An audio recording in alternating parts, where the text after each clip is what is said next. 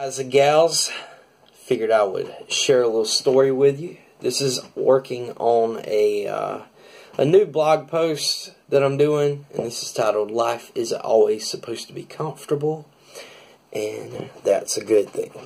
And the reason why it's such a good thing is because if you think about the same way the bodybuilder lifts weights, and you rip and tear muscles, and you go through these moments of being uncomfortable, but then you become stronger.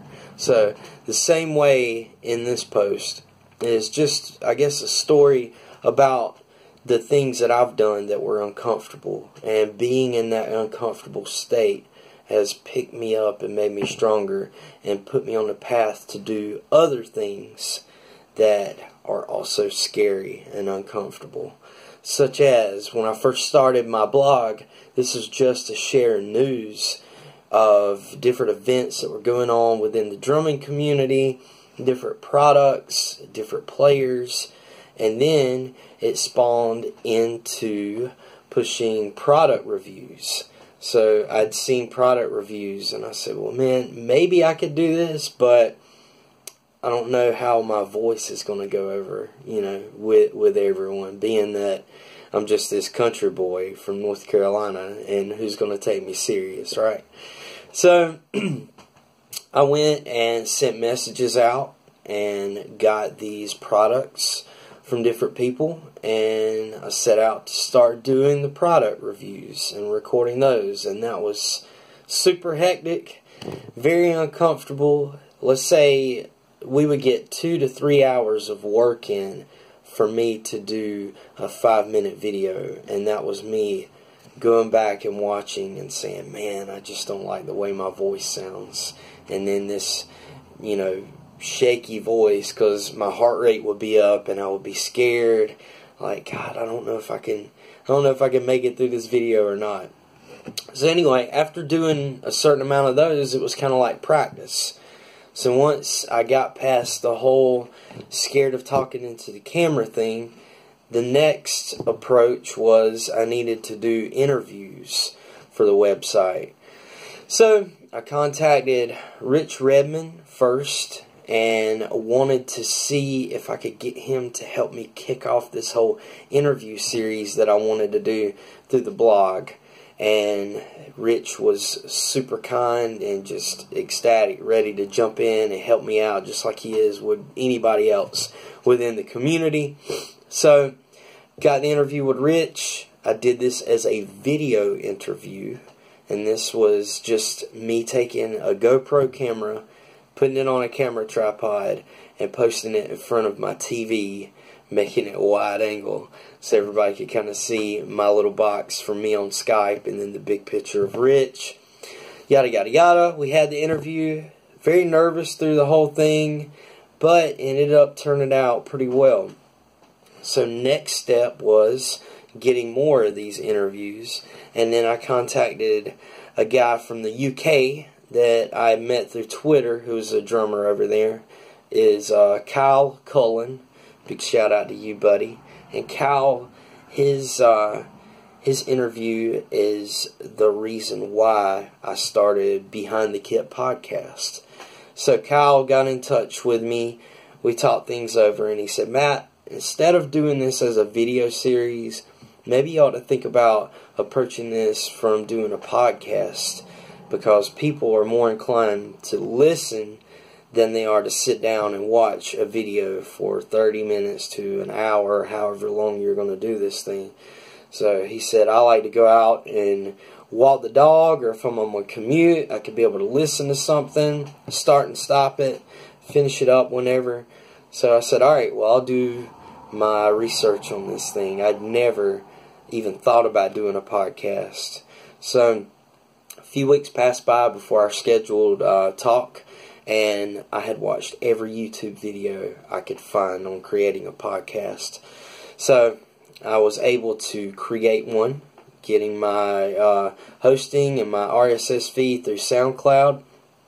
I ran through quite a few obstacles, but got that in order. And next thing I know, I had my first podcast episode go up. So thank you, Kyle Cullen, for that. Of course, there was some fear and some moments of being uncomfortable in that led to something better and led to something of me being a stronger individual in what I'm trying to get out to you guys. So, fast forward from that, after the podcast, next thing I decided to do was a daily vlog, and I did that through Snapchat, but then I would take the whole Snapchat story and upload it to YouTube and Instagram and Twitter and Facebook. And that was something that was pretty uncomfortable because I was letting people into my daily life, and I had, moments where I had to be filming stuff constantly. So I think I did like 52 or 54 episodes of the daily vlog, and the lesson from all this was doing something that was kind of scary and uncomfortable that built me up and made me stronger and gave me more experience to do the next thing. So that's where I'm at today. Is I've had talks about maybe bringing the podcast back or doing another daily vlog, but I'm not sure. I'm trying to figure out what's the next thing that I'm kind of uncomfortable with that I'm going to approach and see, what's next, what could happen next. So right now I'm doing a lot of writing. I've just moved to a new place in April. This is in Lake Waccamaw. So anybody who follows me, I'm sure you've seen my pictures and videos of the lake and riding bikes. That's one of my favorite things to do right now, and I'm honestly probably in the best shape of my life at the moment. So very happy for that. But next thing, just doing a lot of writing. So I'm trying to pick this up and see where this goes. I've always wanted to write a book. That's my next thing, and I'm trying to be more open. And also these talking head videos like this that I'm doing with you guys, this is something new for me, and just kind of sharing my heart a little bit. So maybe this is the next thing. Who knows? I'm the kind of person, I guess, with the online presence of what I'm doing, if you've followed or kept up with me, you've kind of seen that I don't really stick to something that's concrete all the time. I'm kind of all over the place, or I'll do something for a few months, a month, a few weeks, a few days, whatever. I do something different, and I try not to stick to the same stuff all the time because I want to explore and adventure and try different things.